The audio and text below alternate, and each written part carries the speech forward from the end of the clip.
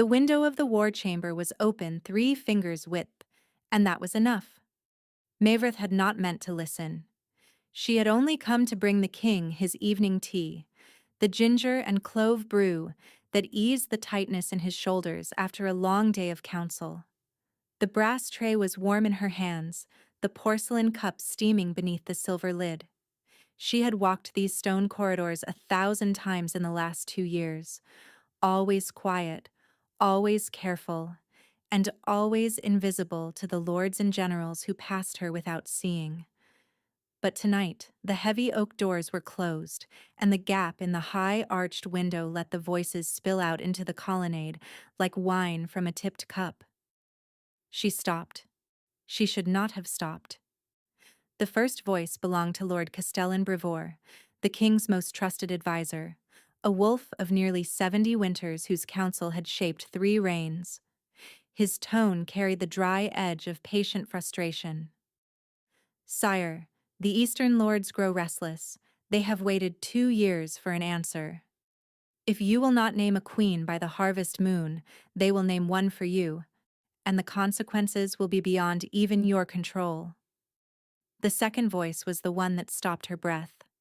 Velkar, her king, her secret, her promise, the man whose mouth had pressed against the soft skin of her wrist 7 nights ago, and whispered that she was the only woman who would ever wear his crown.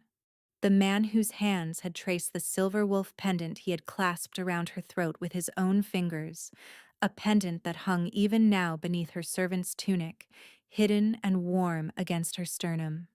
The man who had made her believe, against every reasonable instinct, that a girl raised in the kitchens of the Western Keep could one day stand beside the Alpha King of Theravane and call him husband. His voice came clipped and bored, the way he sounded in council when he had stopped pretending to listen. "Spare me the lecture, Brevoort. The Eastern lords can be managed. They always are." "And the woman, sire?" A pause. A breath. Mavrith felt her pulse slow to a strange, suspended rhythm. Her hand tightened on the brass handle of the tray. "What woman?" "The kitchen girl, Mavrith. The one your guards have stopped questioning when she comes and goes from your chambers at hours no servant has cause to keep." Velkar laughed. It was not the laugh she knew. Not the low, warm sound that broke from his chest when she teased him about his serious mouth. Not the rough, half-strangled laugh he gave when she pressed her palm against the scar on his ribs and told him he was lucky she had been the one to stitch it. This laugh was thin, dismissive. The laugh of a man swatting at a fly. "That, sire. She is a comfort, Brevoort. Nothing more. A warm body and a quiet mouth, which is more than most women in this castle manage. You may inform the Eastern lords that I will entertain their proposals before the harvest. The kitchen girl will not be a complication." Mavrith could not feel her hands. She could not feel the tray, though she knew it was still there, because the porcelain cup was rattling faintly against the silver lid in a sound only she could hear. Brevoort's voice came carefully. "And if she expects something more, sire? She has been seen often. Some of the staff have noticed. There may be attachment. I can do whatever I want, Brevoort." The words landed with the weight of an axe meeting wood. "She'll stay. She has nowhere else to go. That is the gift of taking a woman from the kitchens. They are grateful for the warmth, and they do not have the imagination to leave it." A pause. The clink of a goblet against stone. "Choose me 3 names from the Eastern houses. I will receive their portraits within the fortnight." Silence inside the chamber. Silence in the corridor. Mavrith stood with the tray in her numb hands and the silver wolf pendant burning like a coal against her chest, and the world she had built around the memory of his whispered promises peeled away from her in long, slow strips.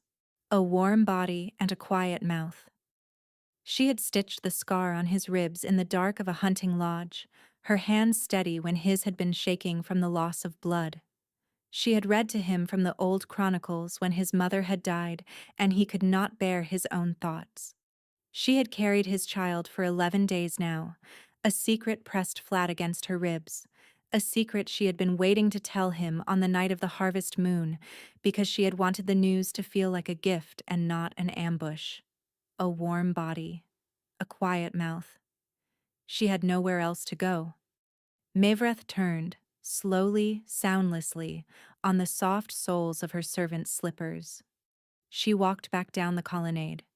She set the tray on a side table at the second turning of the corridor, beside an arrangement of dried winter roses that had been placed there for the queen, who did not yet exist. She did not allow her hands to tremble until she was 3 corridors away. Then she ran. Not a panicked run, because the kitchen girls of the Western Keep were trained from childhood not to make a scene. A walking run. A purposeful, rapid, head-down stride that took her down the back stairs, through the laundry passage, past the kettle yard, and into the small windowless chamber off the herb pantry where she had slept for 2 years, on a narrow cot beside a barrel of dried thyme. She closed the door. She slid the iron bolt. And only then, only when no one in all of Theravane could see her, did Mavreth press both hands over her mouth and let the sound out. It was not a sob. It was something older and stranger, a noise that came from the place beneath language, the place where her grandmother's grandmother's grandmother had first made the sound when the world she trusted had revealed itself as a lie. It rolled through her like a wave and left her on her knees on the cold stone floor with her forehead pressed against the wood of the door. She remained there for a long time. When she finally lifted her head, her eyes were dry. The crying part was over. The crying part, she understood now, had been the easy part. She rose. She washed her face in the small copper basin beside her cot. She unfastened the silver wolf pendant from her throat and set it on the rough plank shelf above her pillow, where it gleamed in the candlelight like a small, cold accusation. Then she opened the cedar trunk at the foot of her bed and began to fold. A linen shift, 2 woolen dresses, the brown and the gray, a second pair of stockings, the small leather pouch that held the 7 silver pieces she had saved across 2 years, each one earned and hoarded against a future she had been foolish enough to believe in. The little wooden box of her grandmother's herbs, the pennyroyal and the silverleaf and the moonwort, none of which she would use, but all of which she would carry. The square of folded vellum on which she had written the names she had chosen if the child was a boy, and the names she had chosen if the child was a girl. She did not look at the vellum. She placed it at the bottom of the bundle. She did not take the pendant. The midnight bells rang in the high tower as she pulled her travel cloak from its peg behind the door. The servants' gate at the southern wall would be unwatched for the next 3/4 of an hour, while the watch turned over and the new captain made his rounds of the upper terraces. She had walked that gate enough nights, on errands for the head cook, to know the timing the way she knew her own heartbeat. She paused at the door of her chamber with her hand on the iron bolt. Inside her, deep and quiet, something moved. Not a kick. It was too early for that. Only a small, settling presence, a gathering of warmth in the place beneath her ribs. "It is only us now," she said softly. She drew the bolt back. She walked out of the western keep of Theravane and into the bitter, starlit cold of the courtyard. The southern gate stood unwatched, just as she had known it would. The road beyond it ran black and empty toward the foothills, the late snow on either side glittering under a thin moon. Mavreth pulled her hood up. She did not look back at the high-lit windows of the king's tower. What she could not see, in the highest window of that tower, was the figure standing very still behind the dark glass. She could not see the goblet of red wine slip from his fingers and shatter on the marble floor as he watched the small cloaked shape of her vanish into the dark beyond his gates. And she could not hear the howl that rose from his chest a moment later, a sound so raw and disbelieving that the wolves in the kennels below woke and answered, every one of them, in a chorus that rolled across the valley until even the priests in the lowest village paused at their altars, and wondered what had broken in the heart of the king. Mavrith walked. She walked until the keep was a smudge of light on the horizon behind her. She walked until the smudge was gone. She walked until the only sound in the world was the soft crunch of her boots in the late snow and the slow, steady rhythm of her own breath, and the smaller, quieter rhythm of the heart that beat beneath her ribs and had nothing yet to do with kings or castles or kitchens or the cruel arithmetic of a man who had thought she had nowhere else to go. By dawn, she was past the stone bridge. By the second dawn, she had crossed into a country whose name she had only ever read in books. And by the time the king of Theravane tore open the door of her empty chamber and found the silver wolf pendant gleaming on the shelf above the cot, and the cedar trunk standing open and the small bundle gone, Mavreth was already a memory the late snow had begun to swallow.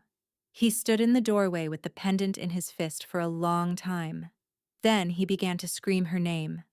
The first month, she did not allow herself to think. Mavrith crossed the foothills in 7 days, sleeping in shepherds' huts, and once in the warm hayloft of a barn, whose owner she paid in silver to ask no questions. She ate when she remembered to eat. She drank when she remembered to drink. The penny royal she had brought sat at the bottom of her bundle like a question she refused to ask. On the 8th day, she crossed the river at the broken weir and entered the country called Isara. It was a country she had only ever heard about in songs. The Isarans were not wolf-kind. They were a quieter people, farmers and beekeepers and clay workers, who had lived for 6 centuries in the long green valleys between 2 mountain ranges and who paid tribute to no king. Their villages were small, their roads were narrow. Their winters were soft. It was, Mavreth thought, a country in which a person could disappear. She gave herself a new name on the road. She had practiced it for 3 days before she said it aloud to another human being, and when she finally said it, to a woman selling apples from a cart at the edge of a town called Senfold, the name came out of her mouth as if it had always belonged there. Alwyn, she said, my name is Alwyn. The apple seller did not look up. She handed her the apple. She took the half-copper. The transaction was complete. Mavrith had become Alwyn, and Mavrith was a woman who had never existed. She walked another 4 days. She came to a village called Brennock at the foot of a wooded hill, where the chimneys leaned slightly to the east from 100 years of prevailing wind, and where an old woman named Irene had buried her sister the previous autumn and was looking for a girl to share her cottage and tend her bees. Alwyn knocked on the door. Irene opened it, looked her up and down with the flat dark eyes of a woman who had survived 3 husbands and a famine, and said, "You are running from something." "Yes," said Alwyn. "A man?" "Yes." "Will he find you here?" Alwyn paused. "I do not believe so." Irene considered her for a long moment. Then she stepped back from the door. "Come in. The bees do not care who you were." That was how it began. The cottage had 2 rooms and a sloped attic. The bees lived in a row of wooden hives behind a stand of plum trees, and they hummed in the warm hours of every afternoon like a low congregation at prayer. Alwyn learned to handle the smoker, to lift the frames, to read the small signals of a healthy hive. She learned to spin honey from comb. She learned to make the dark, sweet beer the Isserans drank at festivals. She learned to sleep through a night without weeping. She did not learn that last part quickly. For the first 6 weeks, she dreamed of him every night. In the dreams, he was always reaching for her, always running, always too far away. She would wake in the small attic bed with her hands pressed flat against her stomach and her cheeks wet, and the certainty, irrational and unshakable, that he was reaching for her in the waking world, too. That somewhere, far across the foothills, a man in a high tower was clawing at the bars of a cage she could not see. The pendant she had left behind sometimes appeared in her hand in the dreams. She would close her fingers around it and feel the heat of it, the small living warmth, and she would wake up clutching only the rough wool of her blanket. The mark on the inside of her left wrist, the one he had pressed his mouth to on the night of the lodge, had not faded. Among the wolf kind of Theravane, an unrequited claiming faded within a moon. The skin smoothed. The pale crescent dimmed and was gone, and the wolf who had been left behind was free to bond again. This was the law. This was the mercy. Her mark had not faded. In certain lights, it looked deeper than it had on the night he gave it to her. In certain hours, particularly the cold blue hours just before dawn, it grew warm enough that she could feel her own pulse through it like a second heartbeat at the edge of her hand. She did not let herself try to understand it. By the time the first crocuses pushed up through the dark soil at the edge of Irene's herb garden, Alwyn's belly had begun to round beneath her apron, and the old woman, who had said nothing for 10 weeks, finally spoke without looking up from the pot she was stirring. "It is his." "Yes," said Alwyn. "Does he know?" "No." "Will he?" Alwyn placed her hand on the small curve beneath her dress. The thing inside her shifted, almost imperceptibly, like a candle flame, guttering in a draught. "No," she said. "He will not." Irene stirred the pot. "Good," she said. That was the only conversation they ever had about the man Alwyn had run from, though the old woman watched her sometimes in the long evenings with an expression Alwyn could not quite read, an expression that might have been pity, or might have been something older, the look of a woman who had once stood at a different door with a different bundle, and had also chosen to walk away. The summer Olwen became known in the village began with a child no one expected to live. The blacksmith's wife had labored for 2 days and a night, and the village midwife, a stout woman named Henor whose hands had brought half of Brennick into the world, had finally come out of the cottage with her sleeves bloody to the elbow and her face the color of wet ash. She had said the words people in small villages dread above all others. "I have done what I can." Alwyn had been at the well, drawing water for Irene's evening bath. She had not meant to interfere. She had only meant to keep walking. But Henor was leaning against the cottage door with her hands shaking, and through the open window Alwyn could hear the labor screams of the blacksmith's wife rising and falling in the broken rhythm of a woman who had lost too much blood to fight much longer. And somewhere behind that sound, the smaller, wetter, more terrible sound of a child whose breathing had gone wrong. Alwyn set down her bucket. She walked across the lane. "May I see her?" she said. Henor looked at her with the dull surprise of an exhausted woman. "You are the bee girl, from Irene's." "Yes." "You are not a midwife." "No." "Then why?"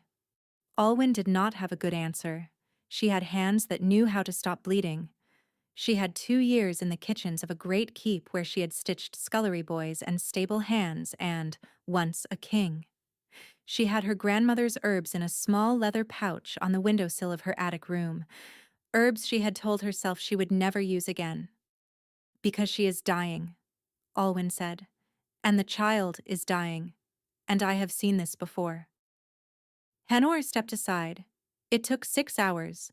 The blacksmith's wife lived. The child, a small purple-faced boy with the cord wrapped twice around his neck, lived.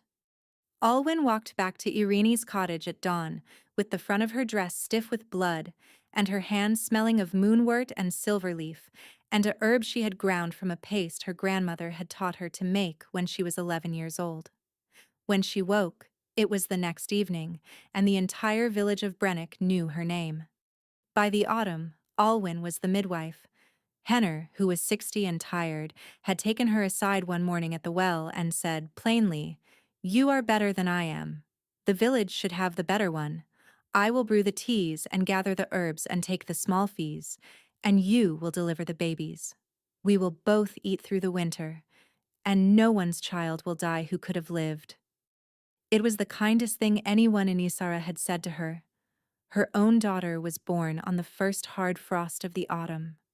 Irene delivered her, in the warm small bedroom at the back of the cottage, with the wind moving in the bare plum trees outside the window, and the bees humming faintly in their winter cluster. The labor was long but unremarkable.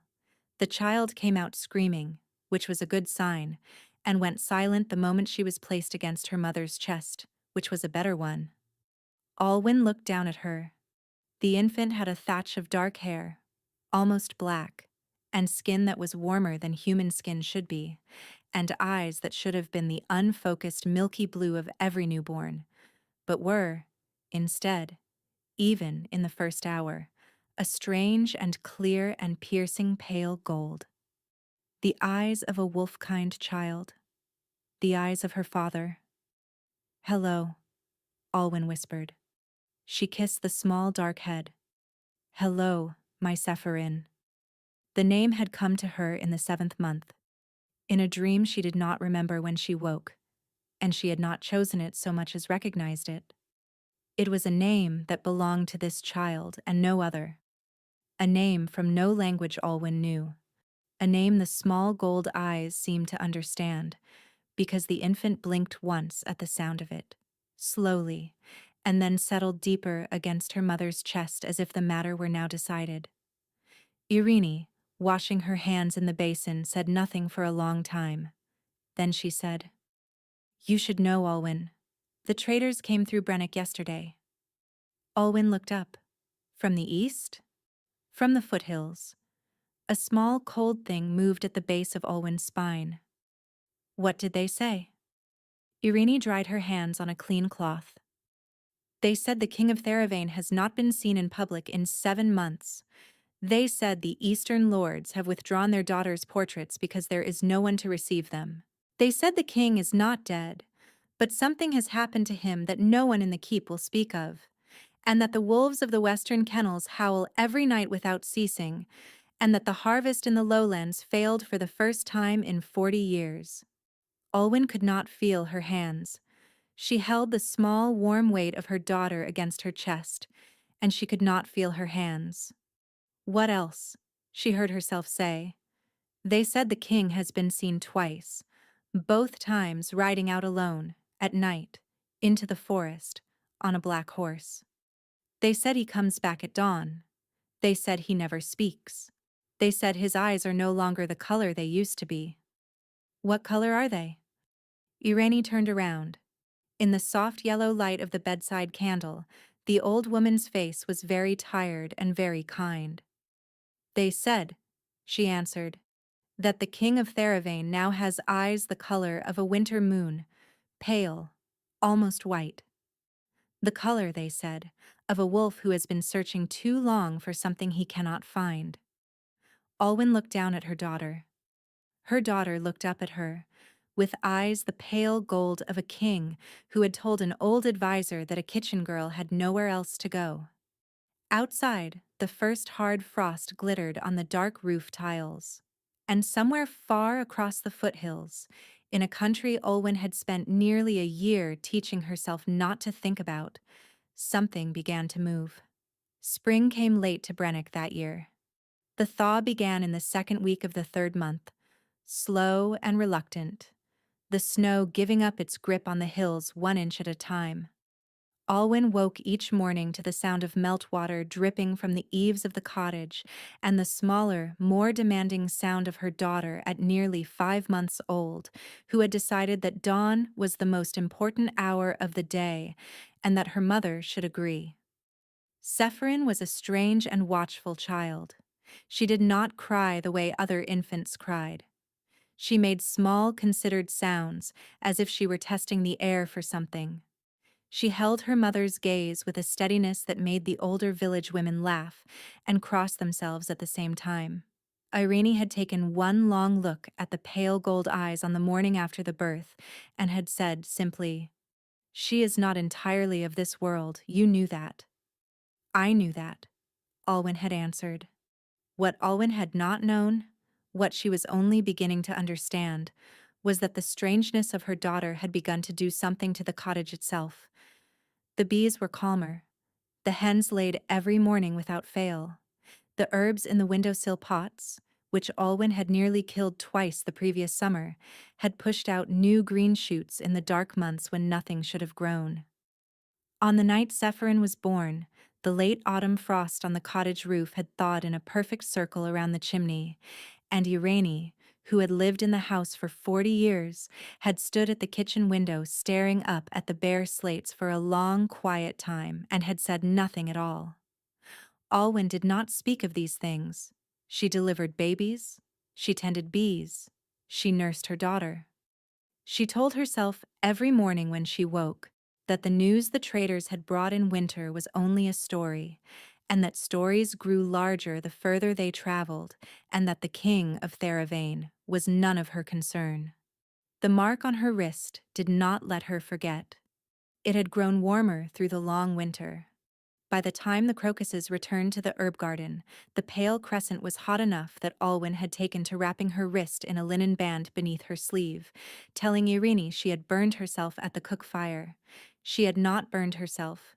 She had only stopped being able to bear the way the mark pulsed, slow and insistent, in time with a heartbeat that was not her own. The first traders of spring came through Brennock on a soft gray morning when the lambs in the pasture were a week old. There were 4 of them, 3 men and a woman, with 2 heavy mules and a small painted wagon, the kind of caravan that crossed the foothills 4 or 5 times a year, carrying salt and copper wire and bolts of cloth and news. They stopped at the well in the village square, and the children ran out to see them, and Henor went out with a basket of fresh bread to trade for a length of gray wool. Alwyn stayed in the cottage. She did not want news. The news came anyway. It came in the form of Henner at the cottage door, 2 hours later, with her basket empty and her face strange. "You will want to hear this," Henner said. "I will not," said Alwyn. "Yes," said Henner. "You will." Alwyn put down the wooden spoon she had been using to stir the pot of lentil broth on the hearth. She wiped her hands on her apron. She sat down on the bench by the window.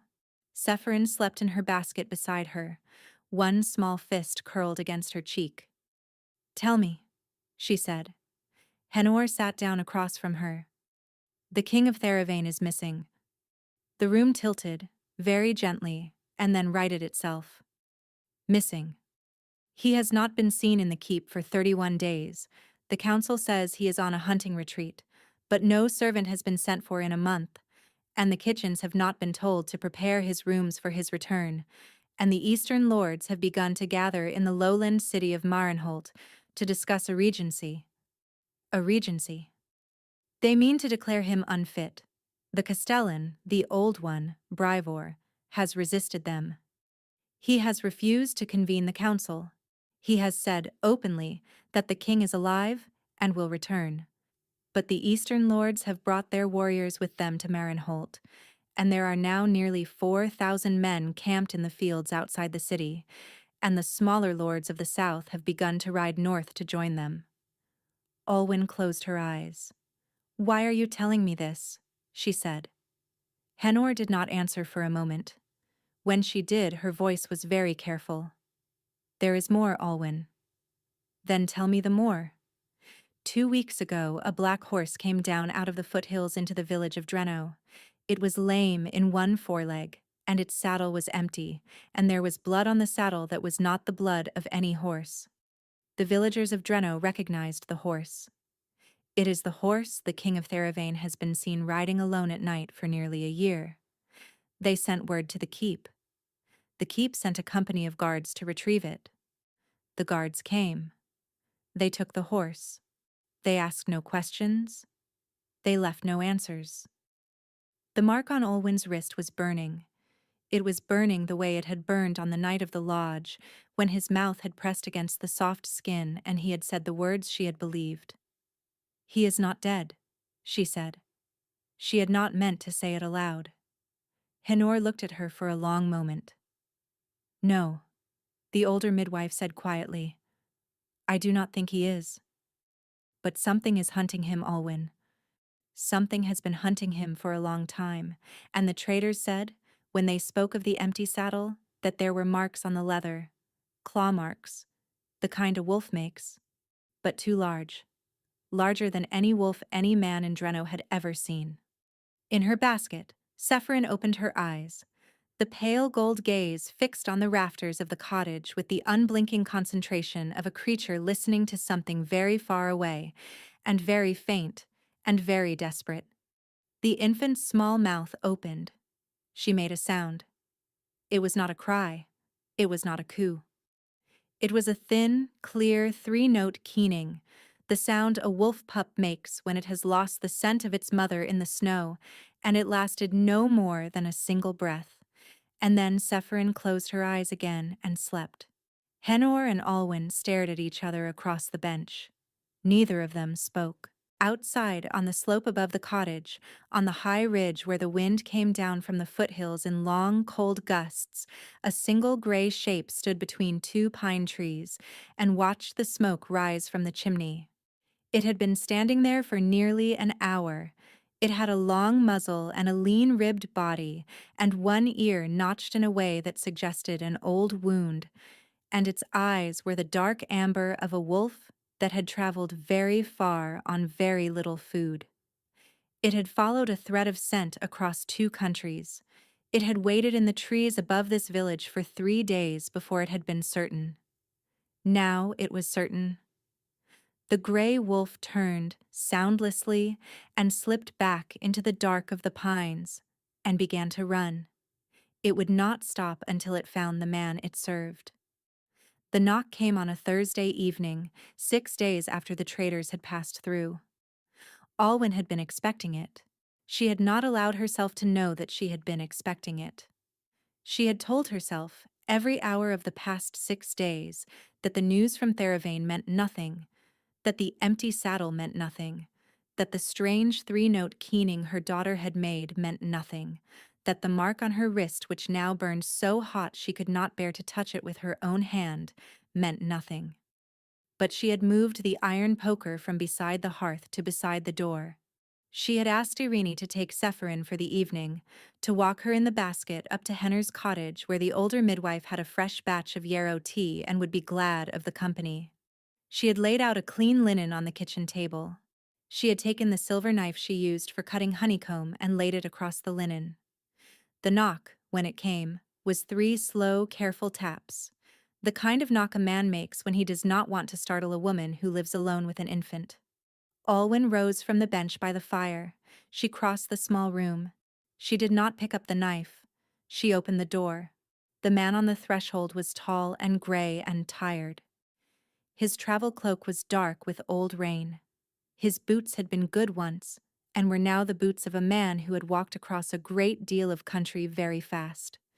He had a long, lean face and a short beard the color of iron and a small white scar at the corner of his mouth that pulled slightly when he tried to smile. He was not smiling now. His eyes were the dark amber of a wolf that had traveled very far on very little food. "Lady Mavrith," he said. The name struck her like cold water. She had not heard it spoken aloud in a year. She had said it in her own mind perhaps 6 times, and never aloud, and the sound of it in another voice, in a man's voice, in a voice that knew her, made her hand tighten on the doorframe so hard the wood creaked. "That is not my name," she said. "No, my lady, it is. It has been the only thing I have been certain of for a year. May I come in?" "No." The man did not seem surprised. He inclined his head slightly, the gesture of a man who had expected to be refused and had decided to be patient about it. "Then I will speak from the threshold, my lady. I do not have long. There are things hunting me as well, though they are not yet near. My name is Oran Telvin. I am the first beta of the king of Theravane. I served under his father. I taught him to track, and to read, and to ride, and on the night you left the Western Keep, I was the man who held him on the floor of his own chamber for 6 hours so that he would not throw himself through the window." Alwyn could not breathe. "Stop," she said. "No, my lady. Stop talking." "I will not. I have come too far to stop. You will hear me, and then you will decide what you will do, and I will accept your decision. But you will hear me first." She did not invite him in. She did not close the door. She stood, And Orentelvin stood, and the cool spring evening settled around them in the quiet of the village lane. "Speak," she said. "On the night you left," he said, "the king came to your chamber. He had broken away from a council meeting. He was bringing you a gift. The pendant he had given you in the lodge had a twin, made by the same silversmith that he had finished commissioning that morning.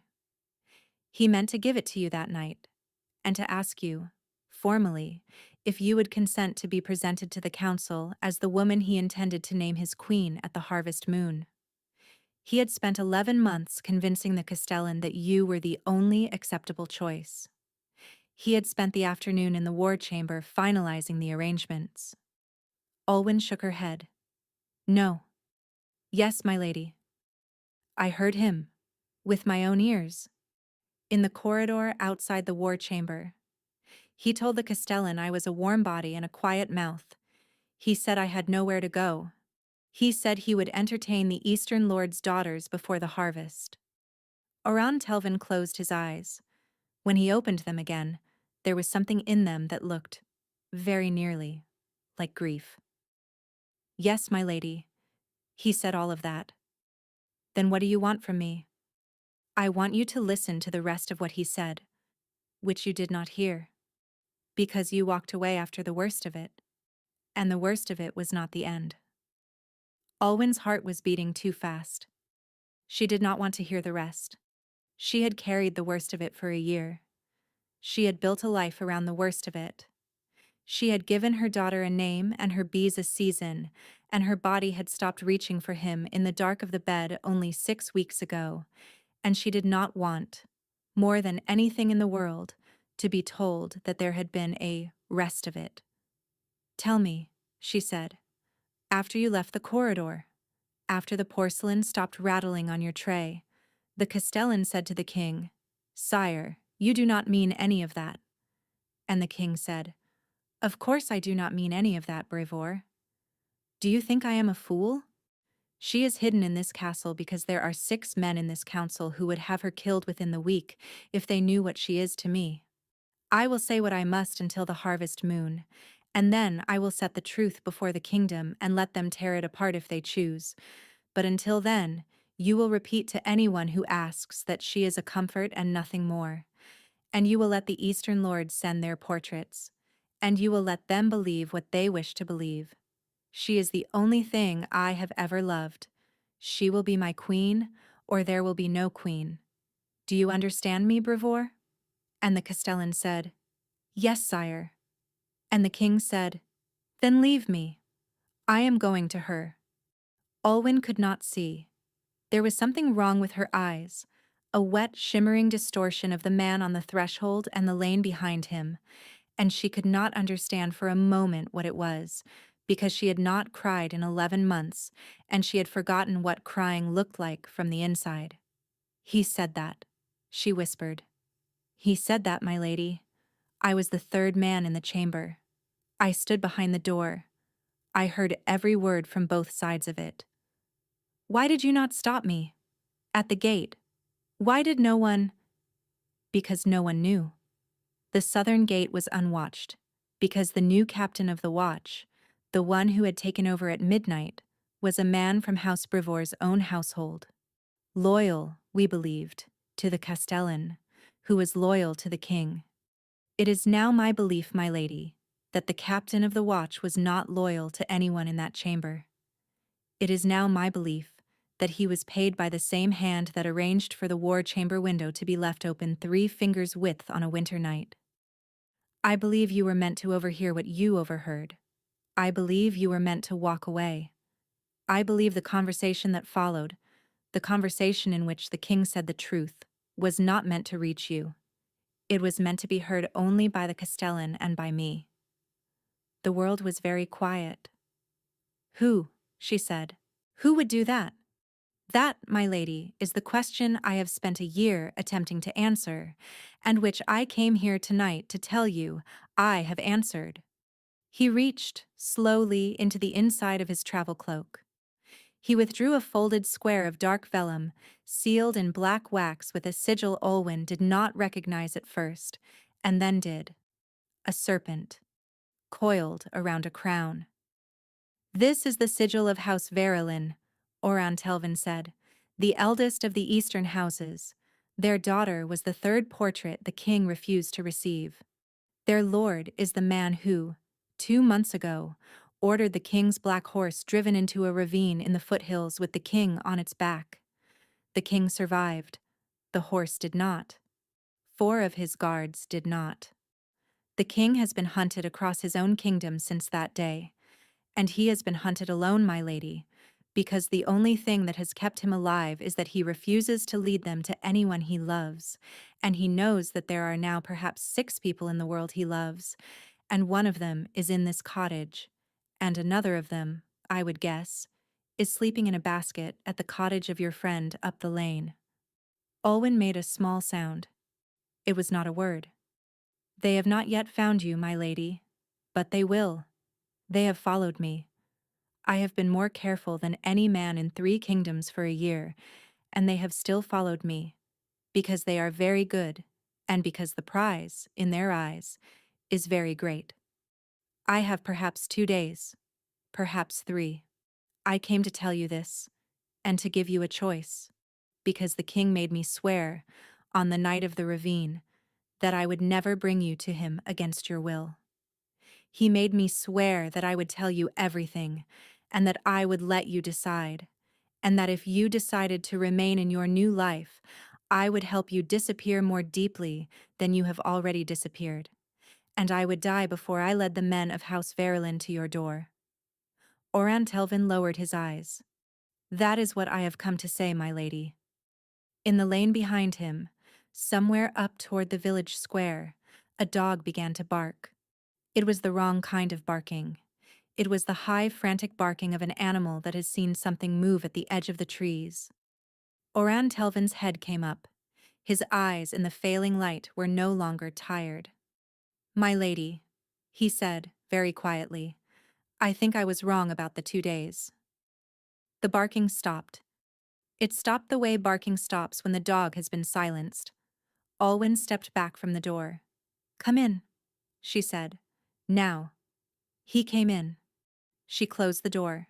She drew the bolt. She picked up the silver knife from the linen on the kitchen table.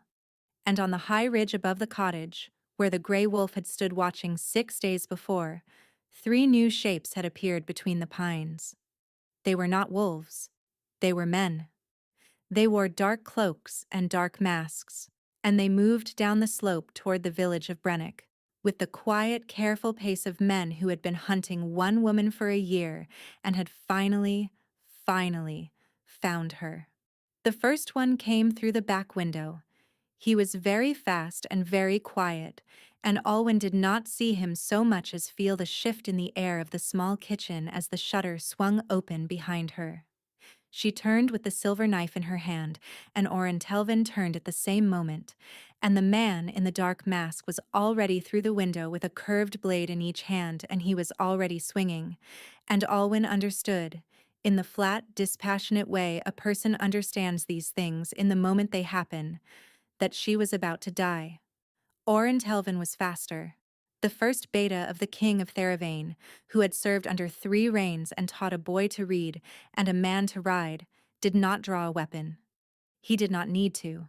The shift came over him in a single breath, between one heartbeat and the next, and where a tall, gray-haired man had been standing there was now a long, lean gray wolf with a notched ear and dark amber eyes and a mouth full of white teeth. And the wolf was already in the air. He took the masked man at the throat. The kitchen was suddenly full of the brief sound of an animal ending a man, and Olwen pressed her back against the cool stone of the hearth and held the silver knife in front of her and did not look away, because she had decided 60 seconds ago that she would not look away from anything that happened in this house tonight. The masked man's body hit the floor. Oran Telvin shifted back. He was breathing hard. There was blood across his mouth and down the front of his travel-stained shirt, and he wiped it on his sleeve with the absent gesture of a man who had done this many times before. "There are 2 more," he said. "At least." "Sephirin," Olwen said. The word came out of her before she had thought it. She is at Henner's cottage, up the lane. How far? 4 cottages. The blue door. Then you will go to her now, my lady, and I will follow in a moment, and we will go from there to the bee field behind this cottage, and through the gap in the hedge into the wood, and we will not stop walking until we are past the river. Around? Yes, my lady. Thank you. He looked at her for half a breath. Go, he said. She went. She did not run, because running in a village lane at dusk drew eyes, and the eyes she did not want to draw were already drawing themselves toward her cottage through some instinct she did not have time to wonder at. She walked, fast and low, with the silver knife held flat against her thigh under the fold of her shawl, past the wheelwrights, past the coopers, past the empty cottage of the old weaver who had died at midwinter, and at the blue door she did not knock.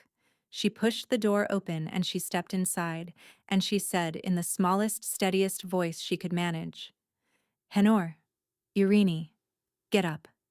We are going. The 2 old women looked up from the table. Irene had Sephirin against her shoulder. The infant was awake, the pale gold eyes wide and fixed on her mother's face the moment Olwen came through the door. Irene did not ask any questions. She had known, Olwen understood now, since the first night a year ago, when she had opened her own door to a girl on the run. She had known this evening would come. She had perhaps even known it would be tonight, because she had been waiting at Henner's cottage with her travel cloak on, and there was a cloth bundle beside her on the bench that Olwen recognized as her own bundle from the cedar trunk, packed and ready, with a clean dress and a folded blanket and the small wooden box of her grandmother's herbs sitting on top. Beefield, Irene said, and the gap. Yes, Olwen said. Henor says. The village will need someone. Henor nodded, once, and rose, and crossed the kitchen, and pressed her dry, warm palm against Olwen's cheek for a single moment. Go, bee girl, she said. Olwen went. They were halfway across the bee field, Irene with the bundle and Olwen with Sephirin pressed tight against her chest beneath her cloak, when the second masked man came at them from behind the hives. He came fast. Irene, who was 68 years old and had buried 3 husbands and a sister, did not hesitate. She swung the cloth bundle with the full weight of her shoulder, and the corner of the small wooden box of herbs caught the masked man across the temple with a sound Olwen would not forget for a long time, and the man went down on one knee in the wet spring grass between the hives. Olwen was already past him, running for the gap in the hedge, and behind her she heard Irene say something to the masked man in a language Olwen did not know, an old language, a language with the shapes of older words in it. She heard the man cry out. She heard the bees. She heard the bees rising from every hive in the field in a single rolling roar of sound, 10,000 small wings lifting at once into the cool spring air.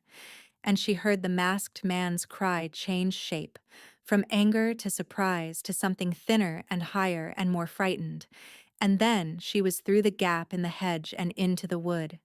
She ran with her daughter against her chest and the silver knife in her hand and the breath sawing in and out of her lungs. And she did not stop running until she had counted 300 steps into the dark of the trees. She stopped. She turned. She listened. The sound of the bees was fading. She could no longer hear the masked man. She could not hear Irene either, and the silence where the old woman should have been made something inside Olwen's chest fold over on itself in a way she could not afford to feel just now, and would have to feel later. Sephirin, against her chest, was perfectly silent.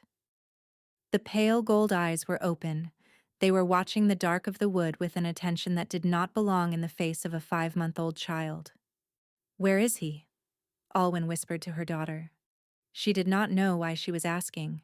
She did not know who she meant. Where is he, my heart? Sephirin's small dark head turned, very slightly, on her mother's shoulder. She was looking northeast.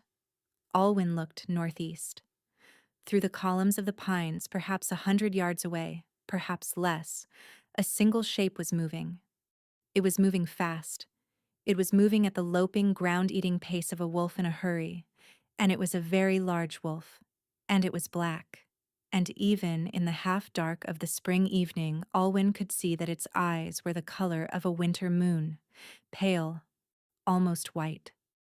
The mark on her wrist exploded with heat. She gasped.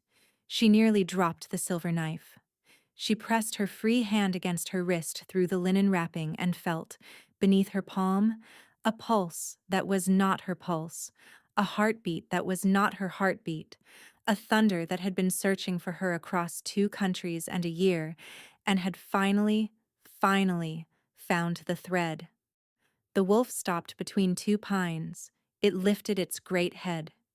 Its pale eyes found hers across 100 yards of dark wood, and Alwyn felt, through the burning mark on her wrist and through the strange, small heart of her daughter, and through some older part of herself that she had been pretending for a year did not exist, the moment when the wolf understood what it was looking at.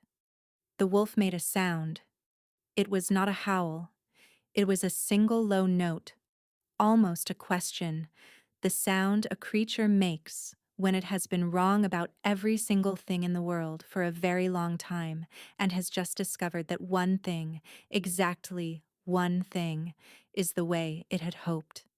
The wolf began to walk toward her, and from somewhere far behind Alwyn, deeper in the wood, she heard a third masked man crashing through the underbrush, and the masked man was running, and the masked man had a crossbow, and the masked man had seen, before Alwyn had seen, the great black shape between the pines, and the masked man was raising the crossbow now to put a poisoned bolt through the heart of the king of Theravane, before the king of Theravane could take another step toward the woman he had spent a year learning how to find.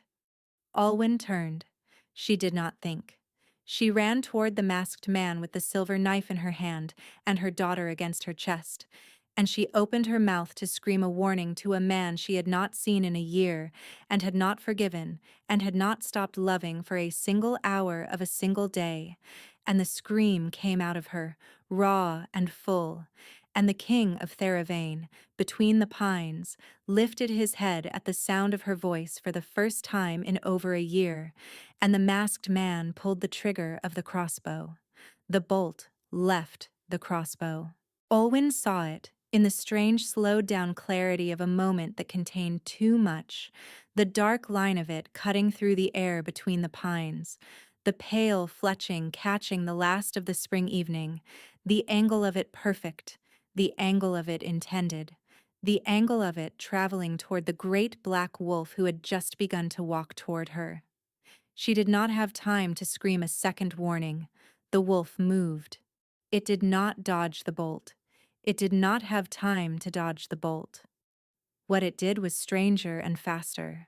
A thing Alwyn would think about for a long time afterward and would never quite be able to describe, because what the wolf did was turn its shoulder into the path of the bolt, as if it had decided, in the half-breath available to it, that the bolt was the smaller problem, and the woman with the infant was the larger one. The bolt struck the wolf high on the left shoulder. The wolf did not fall. The wolf did not slow.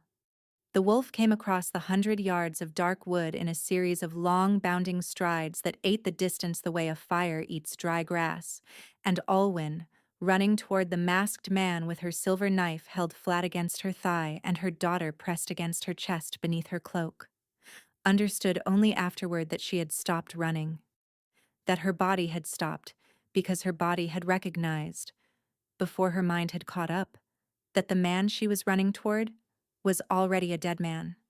The masked man fumbled at his belt for a second bolt. The black wolf reached him. There was a sound. It was not a long sound.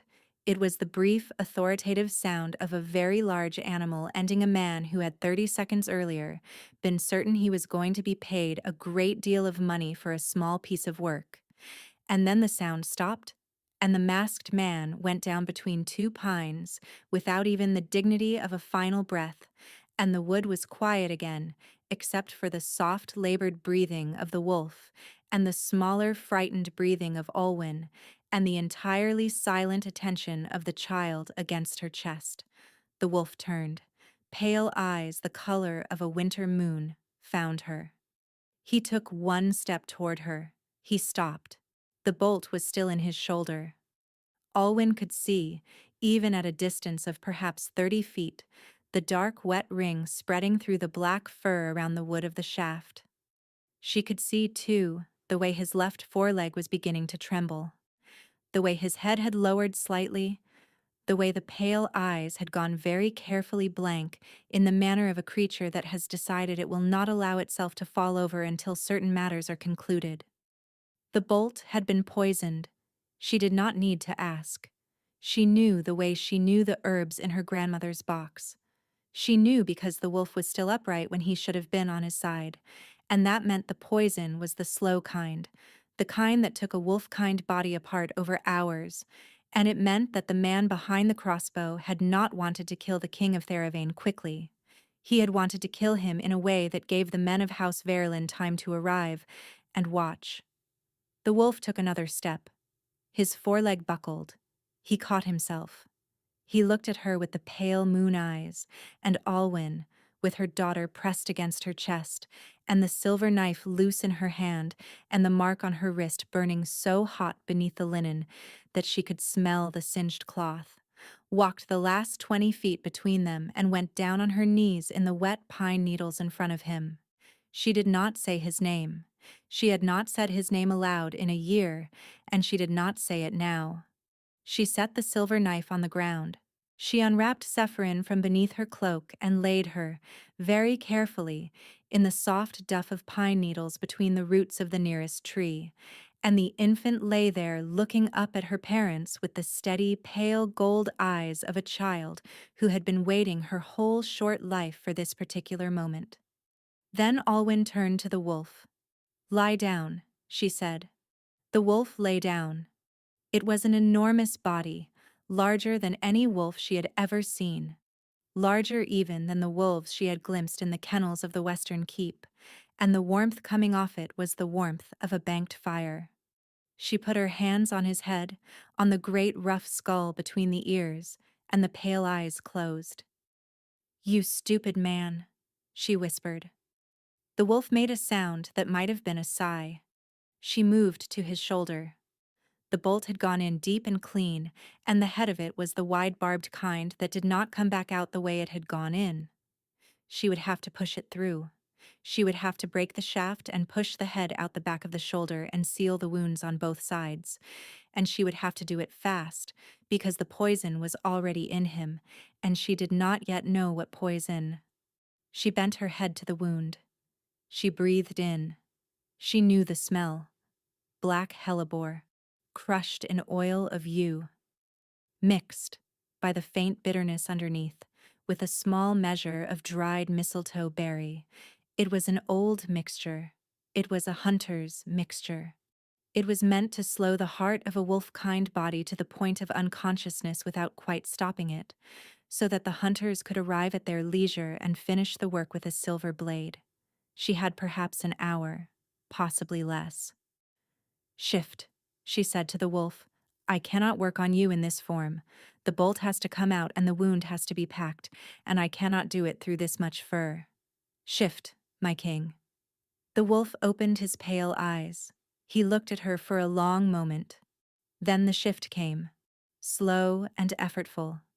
The way a shift comes to a wolf-kind body when the body is fighting poison, and where the great black wolf had been there, was now a man, Velkar, the king of Theravane, lying on his side on a bed of pine needles in a wood in a country 2 borders from his own, with a crossbow bolt through the meat of his left shoulder and his black hair matted with old sweat, and his face thinner than she remembered, and a beard he had never worn before her, and a great many small-healed scars across his ribs and his arms that she did not recognize, the marks of a year of running. His eyes were not pale now. Out of the wolf, his eyes had returned to the dark amber she remembered, the amber of warm honey in afternoon light.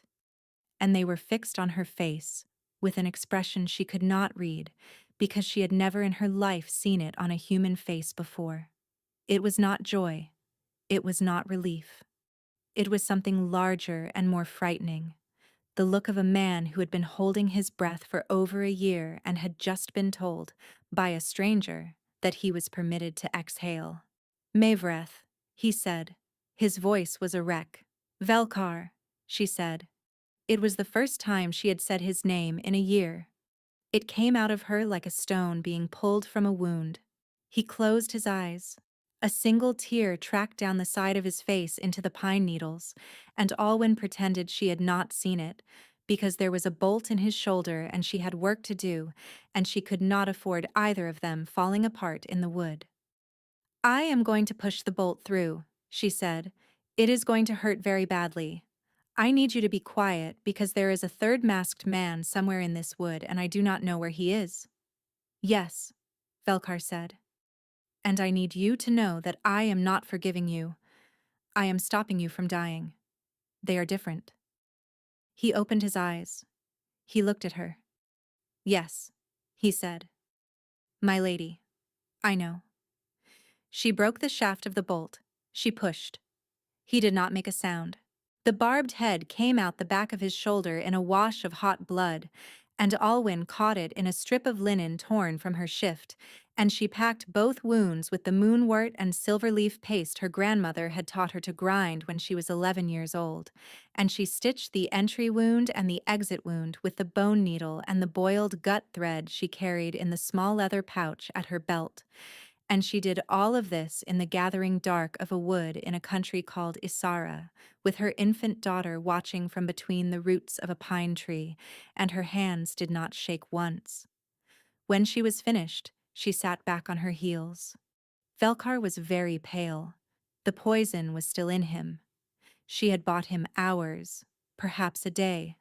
But black hellebore in yew oil did not leave a body without help, and the help required herbs she did not have here in this wood, and could not get without returning to a cottage that very likely had a third masked man in it by now. I have to get you somewhere warm, she said. Mavreth. Do not talk. Mavreth. The child. I said do not talk. Is she ours? She closed her eyes. She had known the question was coming. Yes, she said. Velkar made a sound she had never heard a man make before. It was not a sob.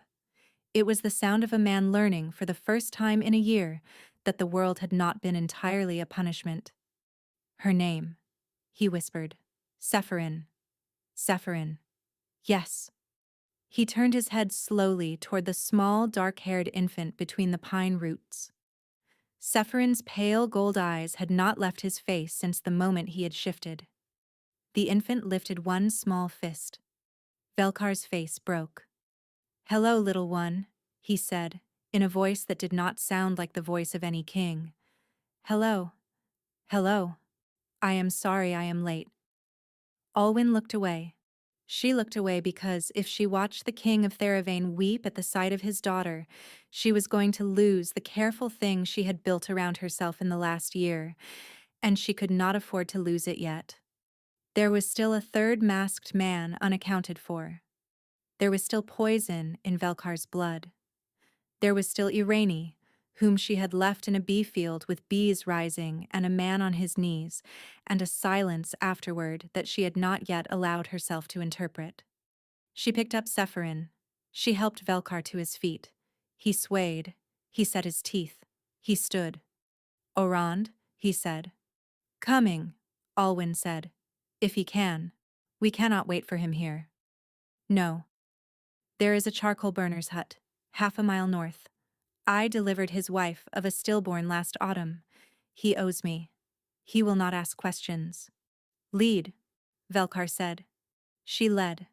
They walked north through the pines, Olwen with the infant on her hip, and Velkar with one hand on her shoulder for balance, and behind them, in the wet spring dark of the wood, a single gray wolf with a notched ear came limping out of the trees with blood on his muzzle and an expression of great patience, and he followed them at a distance of 40 paces, watching the wood behind them, and he did not let any of the three of them out of his sight until the door of the charcoal burner's hut had closed behind them. The charcoal burner was a man named Oren, and he was, as Olwen had said, a man who owed her. He opened the door at the second knock. He looked at Olwen. He looked at the bleeding man behind her. He looked at the silent gray wolf 40 paces back among the trees. He did not say a word. He stepped aside, and he closed the door behind them, and he banked the fire higher, and he laid out a pallet of clean straw beside the hearth, and he put a kettle on. And only when all of this was done did he go to the door, open it 3 fingers' width, and whistle a low whistle into the dark. The gray wolf came out of the pines. It walked across the clearing. It came up the steps and into the hut, and as it crossed the threshold, Oran Telvin shifted back into a man, and he was breathing hard, and there was a long, shallow cut across his ribs that had bled through his shirt, and he leaned against the doorframe for a moment with his eyes closed. "Irene?" Olwen said. "Alive," Oran Telvin said. "Henner has her. The bees did most of the work. The man went into the pond at the bottom of the field and did not come out. Irene has a cut across her arm, and she is 68 years old and tired. But she is alive, my lady. She told me to tell you she is alive." Olwen pressed both hands to her mouth. She did not weep. She had not earned the right to weep yet. "There were 3, Oran Telvin said. "I have accounted for 2. The king accounted for the 3rd. There may be more on the road behind them. We have perhaps until dawn." "Sit down, Orand," Velkar said from the pallet. "You are bleeding." "So are you, sire." "Sit down." The first beta sat down.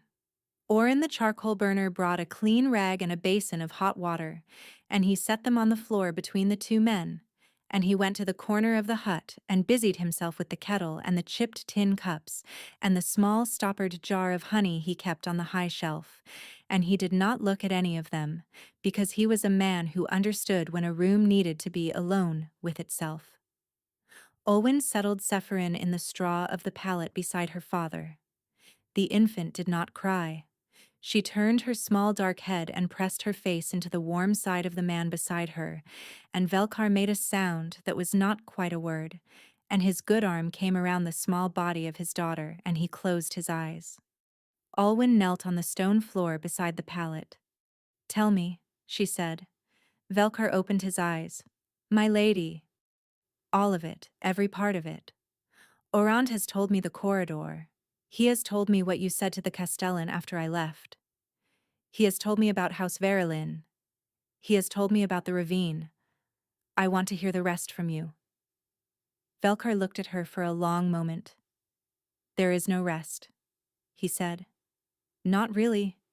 I came back to your chamber that night with the second pendant. I found the cedar trunk open. I found the first pendant on the shelf. I found the bundle gone.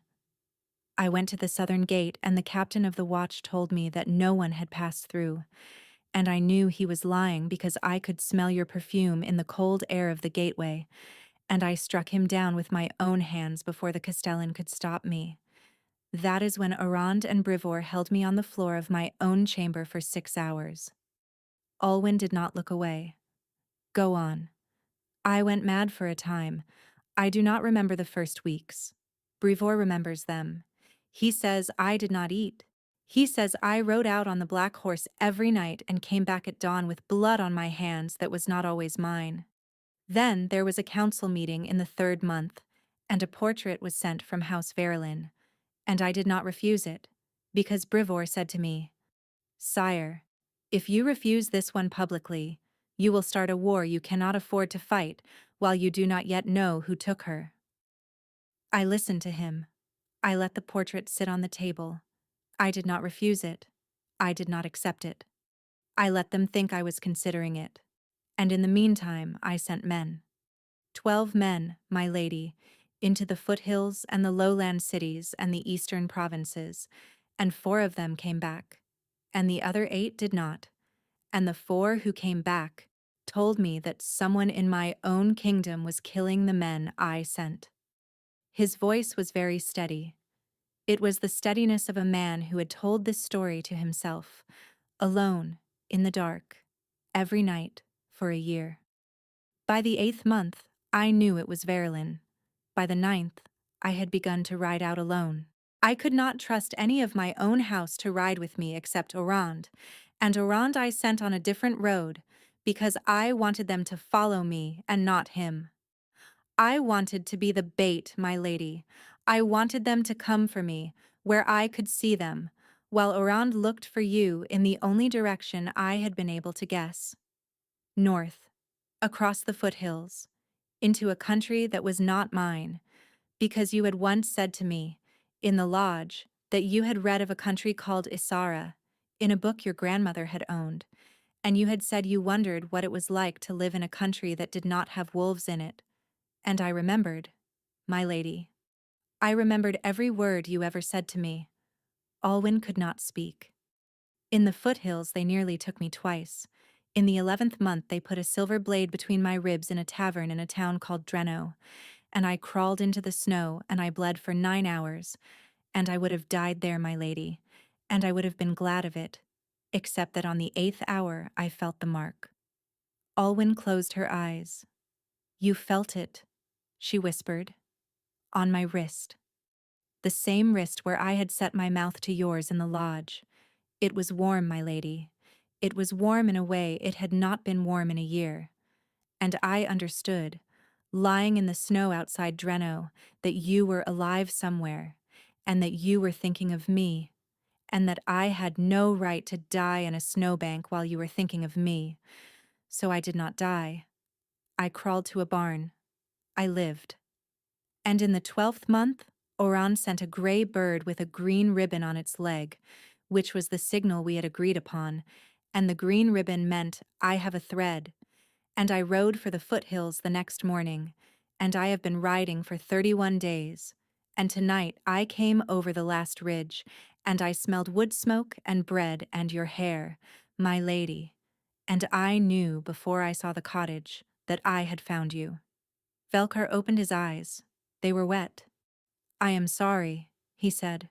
I am so sorry, Mavreth. The corridor. The words. I thought if I said them loudly enough, if I made them ugly enough, no one would suspect what you were to me. I thought the Castellan would know they were a performance. I thought you would be safe in the kitchens for one more season, while I dismantled the Eastern Lords. I did not know the window was open. I did not know you were carrying the tray. I did not know you were on the other side of the door. And I would have cut my own tongue out, my lady, before I would have let you hear those words from me. Alwyn looked down at her hands. They were stained with his blood. They had been stained with his blood for over an hour, and she had not yet washed them, and she did not particularly want to wash them yet. You called me a quiet mouth, she said. Yes. You said I had nowhere to go. Yes. Velkar. Yes, my lady. I had nowhere to go. He closed his eyes. I know. I went anyway. I know. The hut was very quiet. Orin the charcoal burner in his corner was very busy with his kettle. I do not forgive you yet, Alwyn said. I want to say that clearly. There is a thing in me that has been broken for a year, and I do not know whether it can be put back together, and I do not know whether I will want to put it back together once I find out whether it can be. I am not a queen, Velkar. I am a midwife in a village called Brennick. I have a friend named Irene, who is 68 years old, and who took a knife in the arm tonight because of you. I have a daughter who has eyes the color of yours, and who will not be raised in a tower with men outside her window who want her dead before her first birthday. I came across 2 boarders to keep her from that life. I will not return to it. Velkar opened his eyes. He did not argue. He did not protest. He looked at her with the dark amber gaze she remembered from the lodge, and he said, very quietly, Then I will come to Brennick. What? I will come to Brennick. I will burn the keep. I will renounce the crown. The Castellan can hold the kingdom in trust for whichever of my cousins he prefers, and I will come to Brennick, and I will keep bees with you, and I will not ever again say a word in any corridor, in any building, in any country, that you are not standing beside me to hear. Alwyn stared at him. For one moment, One full astonished moment she believed him. He meant it. She could see, with the bone-deep certainty of a woman who had once known this man better than she had known herself, that he meant every word. He would do it. He would burn the keep. He would set down the crown. He would come to a small village in Isara and learn to handle a smoker and tend the hives. And he would do it tomorrow if she said the word. And he would never once in the rest of his life resent her for asking it. The mark on her wrist pulsed. Sephirin, in the crook of her father's arm, made a small sound. It was the same three-note keening she had made on the night the traitors had come, the thin, clear sound of a wolf pup that has lost the scent of its mother. Alwyn looked at her daughter. Then she looked at the wall behind Velkar's head, because she could not look at him for what she was about to say. "No," she said, "you will not." Velkar did not speak. "You will not come to Brennock. You will not burn the keep. You will not set down the crown, because if you set down the crown, the men who put a bolt through your shoulder tonight will sit on it within a year, and they will spend the next 40 years grinding the bones of your kingdom into meal, and your people will starve, and the eastern lords will turn the lowlands into a place where girls like me are sold for copper at the spring fair. You will not do that. I will not let you do that. There are 900,000 people in Theravane who do not know my name and who have done nothing to deserve House Verilyn, and I will not be the woman they curse for the rest of their lives because she took their king to a cottage in Isara to keep bees." She stopped. She breathed. "You will go back. You will take the crown. You will tear House Verilyn out by the roots, and you will salt the ground where they grew, and you will do it quickly, because I am giving you a year, Velkar. 1 year. From this dawn. To make Theravane a country where my daughter can walk into a courtyard without being killed before she is 2. And then," she said, "if at the end of that year you still want to come to Brennock, you will not have to come. I will come to you." Velkar opened his eyes. He looked at her. "You will come?" "Yes." "To the keep?" "Yes." "With Sephirin?" "Yes." "As my queen?" Olwen looked at him for a long moment. The mark on her wrist was very warm. "As your wife," she said. "The queen part is your problem." Velkar laughed. It was a broken, exhausted, astonished laugh, the laugh of a man who had not laughed in a year, and Sephirin in the crook of his arm laughed back. A small, startled, gurgling laugh, the first laugh of her short life, and Olwen pressed her hand against her mouth and turned her face away because she had decided she was not going to weep tonight, and she had been very nearly right. Aran Telvin, in the other corner, with his hand pressed to the cut across his ribs, smiled at the wall. Oren the charcoal burner brought 4 chipped tin cups of hot tea and 3 pieces of barley bread and a small clay pot of honey from his own hives, and he set them down on the hearthstone, and he said, in the first words he had spoken since they had entered his house, "There is a back door. It opens onto a deer track that goes north along the ridge. If men come down the lane from Brennock, you will hear them 10 minutes before they arrive. The honey is the dark kind. It is good for blood loss." Then he sat down on a stool by the door, and he laid an old hunting crossbow across his knees, and he kept watch. They did not sleep. Olwen sat on the floor beside the pallet with Sephirin against her chest, and she watched Velkar's face in the firelight, and watched the slow rise and fall of his chest, and watched the dark amber eyes close and open and close again. And she counted his breaths, the way she had counted the breaths of dying men twice in her midwife's career, because the hellebore in yew oil was still in his blood, and she did not yet know whether her paste would hold. In the 3rd hour after midnight, his breathing changed. Olwen felt it before she heard it. The mark on her wrist, which had pulsed steadily through the night with the warm, slow rhythm of his heart, faltered. It did not stop. It only shifted, the way a candle shifts when the air in a room moves, and Olwen was on her knees beside him before she had thought about it. His skin was cool, not cold, cool. the cool of a body that had been warm and had begun, very gradually, to give up the warmth. "Orand?" she said. The first beta was awake before she had finished the second syllable. "What?" "The poison is moving. It has reached his heart. The paste is not enough. What do you need?" Alwyn closed her eyes. She thought. The proper antidote to black hellebore in yew oil was a tincture of crushed valerian root and dried angelica steeped in goat's milk for 3 days, and she did not have any of those things, and even if she had them, she did not have 3 days. The improper antidote, the desperate one, the one her grandmother had taught her in a single hushed lesson when Alwyn had been 11 years old, and her grandmother had wanted certain knowledge to outlive her, was something else. The improper antidote was a wolf-kind mate. Alwyn opened her eyes. "There is one thing," she said. "Tell me. It is not a thing you can do, Orand." The first beta looked at her. He was a man of 70 winters who had served 3 kings, and his face in the dying firelight was the face of a man who had already understood and had only been waiting for her to say it aloud. "The bond," he said. "Yes. It was never completed." "No." He set his mouth to my wrist in the lodge. He gave me the mark. I did not give him mine. The bond has been one-sided for a year.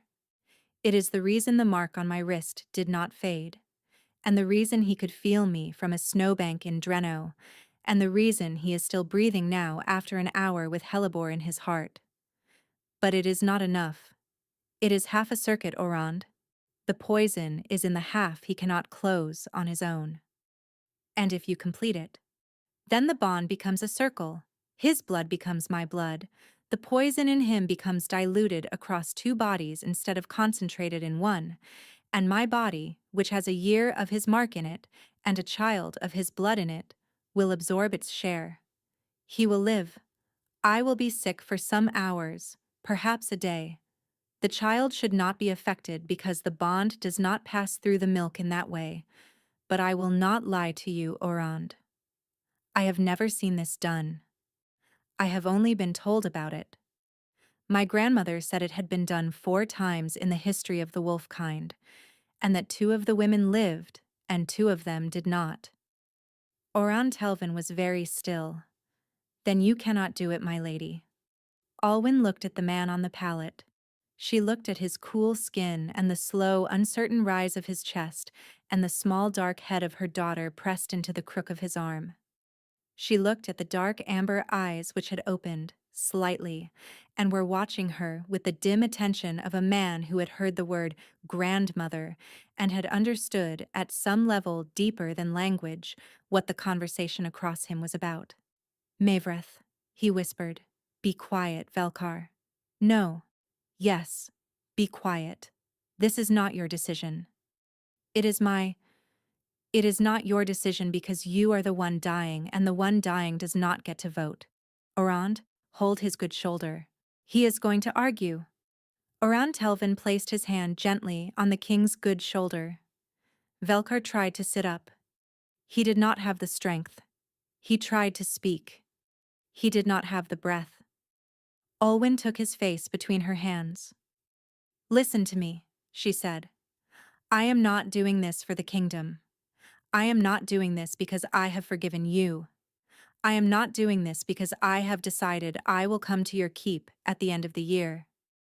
I am doing this because there is a child in this hut who has spent 5 months looking at your face the way she has not looked at any other face in her short life, and I will not be the woman who tells her, when she is older, that her father died in a charcoal burner's hut while her mother was still deciding whether she was angry. The anger can wait. The grief can wait. You will not wait. Do you understand me?" The dark amber eyes were wet. "Yes," he whispered. "Good." She turned her wrist over in the firelight. The pale crescent his mouth had set there a year ago was glowing now, the dull red of a coal beneath ash, and she did not need to ask Orand Telvin to bring her anything because the bond did not require ceremony. It required only intention, and the meeting of mouths. and the giving of the second mark. She bent her head. She set her mouth to the curve of his throat where the pulse moved slowest and deepest, and she did not hesitate, because hesitation was a thing she had given a year of her life to, and she was finished with it. Her teeth broke the skin. The world went white, not the white of pain, the white of a thing she had no word for. Every nerve in her body lit at once, and through the lit nerves she felt, in a single overwhelming rush, the inside of him. Not his thoughts. Not exactly. Something older than thought. The shape of what he had been carrying. The corridor in the western keep, seen from inside the chamber, with the door closed and the window cracked, and his mouth shaping ugly words for an audience he had believed was only the Castellan. The moment Brivor had said, "She is gone, sire," and the floor had risen up to meet him. The black horse and the snow and the silver blade between his ribs and the slow knowledge in the snowbank that she was alive, and he was not permitted to die. The 31 days of riding from the foothills with the green-ribboned gray bird's message tucked into the breast of his shirt. The moment between the pines an hour ago when he had seen her face above her cloak and had understood, at the same time, that the bolt was in the air and that she would die if he did not move, and that he had been waiting a year for the privilege of moving. She felt all of it. He felt her too. She knew it without being told. He felt the bee field and the cottage and the late autumn frost on the night of Sephirin's birth, and the small purple-faced infant she had pulled into the world by the cord. He felt Irene and Henner and the apple cellar in Senfold. He felt the 6 weeks in which she had dreamed of him every night and the long months afterward in which she had not allowed herself to, and the morning she had named her daughter for a name that came from no language either of them knew. He felt the silver wolf pendant on the shelf above her cot, and the moment she had decided to leave it there.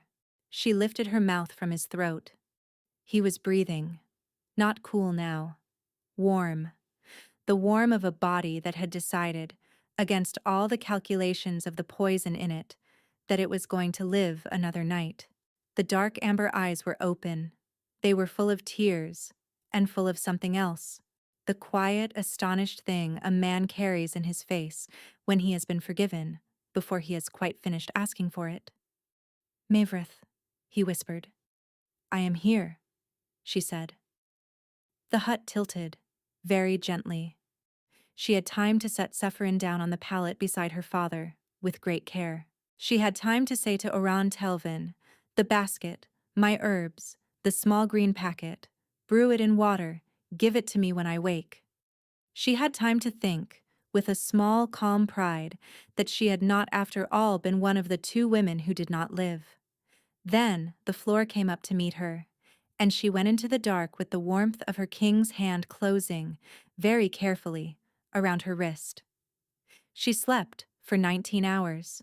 When she woke, the spring sun was coming through the small high window of the charcoal burner's hut, and Irene was sitting beside the pallet with a cup of yarrow tea, and Sephirin was asleep against her shoulder, and Velkar was sitting up against the wall with his arm in a clean sling and his face the color of a man who had been very sick and was now only tired, and he was watching her with the dark amber eyes she had once believed she would never see again. "Hello," he said. "Hello," said Olwyn. She accepted the tea. She drank it. Oran Telvin came in from outside, where he had been watching the road, and he reported that no further men of House Verlin had appeared during the night, and that Oran had walked down to Brennick at dawn and brought back the news that the village was quiet, and that 2 bodies had been found, one in the bee field and one in the wood, and that the village council had decided, after some discussion, that the bodies belonged to no one anyone in Brennick had ever met, and that the matter would not be reported beyond the ridge. "They have closed around us," Irene said, with great satisfaction. Her arm was bandaged neatly above the elbow, and she was smiling. "They have," Oran Telvin agreed. Alwyn looked at her old friend and at her daughter asleep against the old woman's shoulder. "Irene," she said, "the language, In the bee field. What did you say to him? The old woman looked at her with the flat, dark eyes that had once opened a door to a girl on the run, and her smile became something smaller and older and more private. The bees and I have an agreement, Alwyn. It is older than the kingdom your king rules. Some doors the running keep open without knowing it. You found mine. That is enough for one lifetime.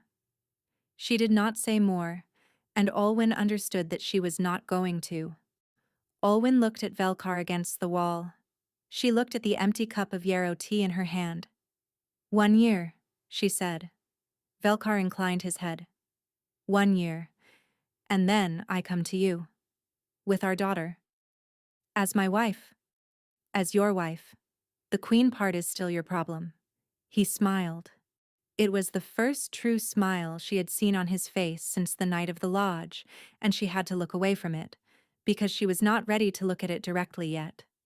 When she opened her eyes again, the light through the small high window had moved a hand's width across the wall, and the world outside the hut had become, in some way she could not yet articulate, a different world than the one she had walked into. The year passed.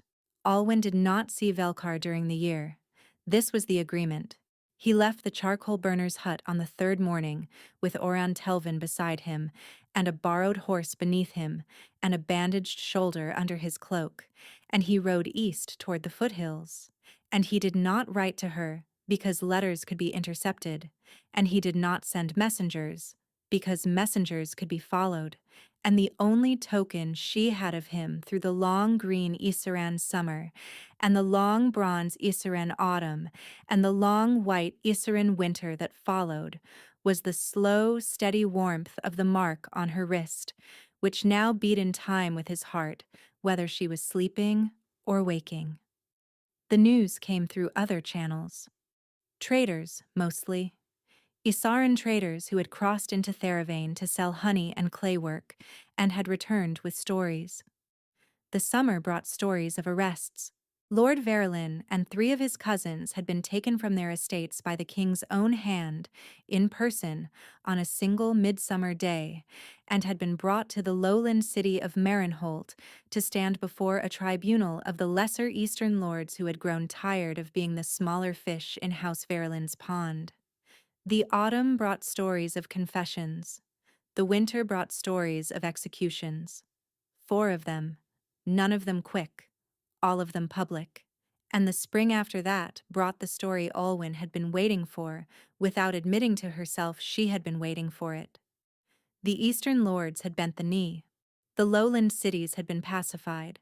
The harvest of Theravane, which had failed for 2 years running, had come in heavy and full, and the wolves of the western kennels, which had howled every night for a year and more, had gone quiet, and the king of Theravane had stood in the great hall of the western keep on the morning of the harvest moon and had spoken, before the assembled lords of the kingdom, the name of the woman he intended to wed.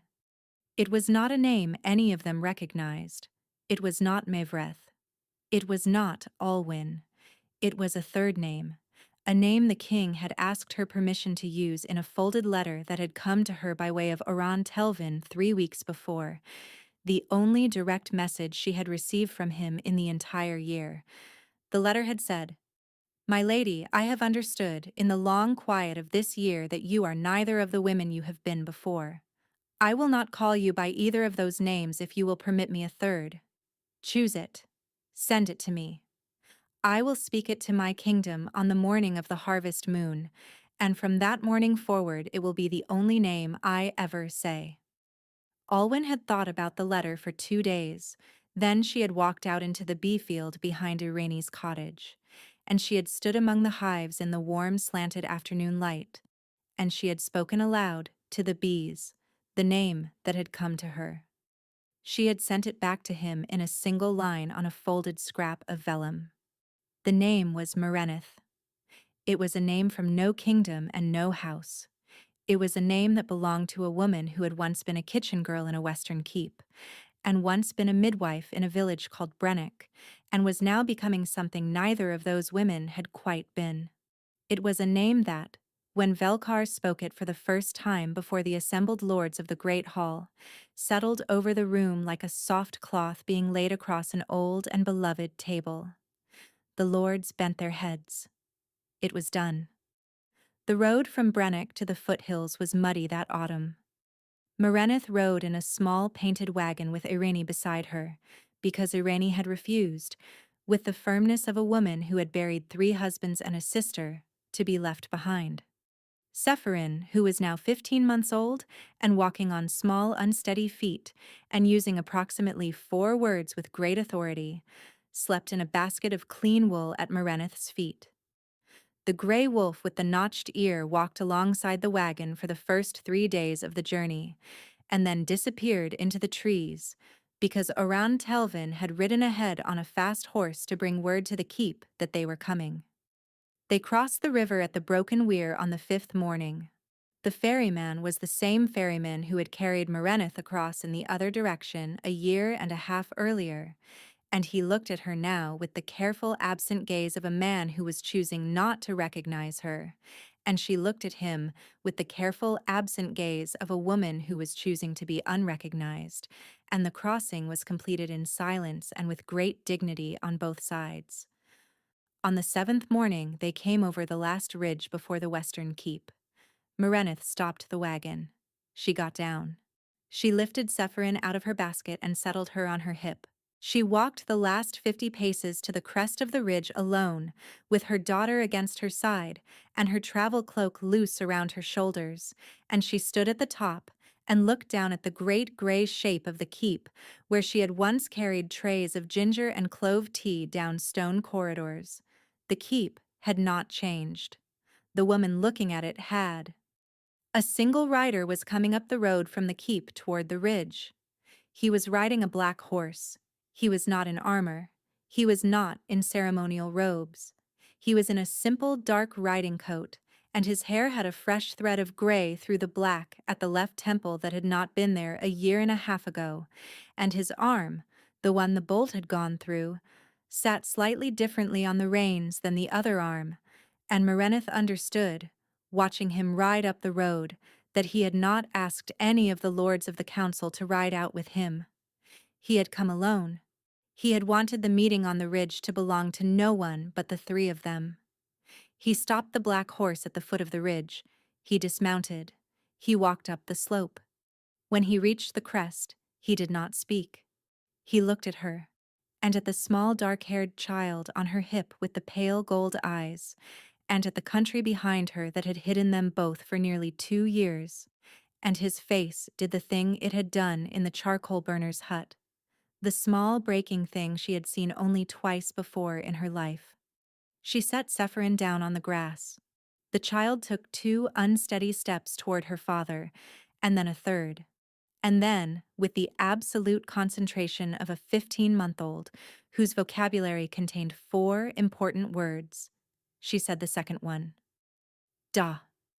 Velkar went down on his knees in the autumn grass. He gathered his daughter against his chest with his good arm. Merenith walked the last 3 paces between them. She knelt in the grass. She set her hand on the side of his face, and he pressed his cheek into her palm, and the mark on her wrist, which had beat with his heart through every hour of the long year apart, went quiet for the first time in a long time, because there was no longer any distance for it to span. "Hello," she said. "Hello," he said. She did not say, "I forgive you." She did not need to. He had not asked. They knelt on the ridge in the autumn grass for a long time, with their daughter asleep between them, and behind them on the road below the great gray keep waited the assembled household of a king and a kingdom that had learned, in the long year of his absence and his return, the name of the woman it was waiting to receive. When at last they stood and lifted the child between them, and walked together down the slope toward the waiting horse, Merenith did not look back at the country behind her. She had carried it with her. She would carry it always. But the road in front of her now ran down to a great gray keep on an autumn afternoon, And a man walked beside her with his good arm around her shoulders and his daughter on his hip. And somewhere in the long curve of the years ahead, there would be a second child, and a third, and a great many quiet evenings beside a different fire. And she would never again, in all the years that came after, hear a man say from behind a closed door that she had nowhere to go. She had everywhere to go. She had simply, in the end, chosen here. Thank you so much for listening. I hope you enjoyed this story.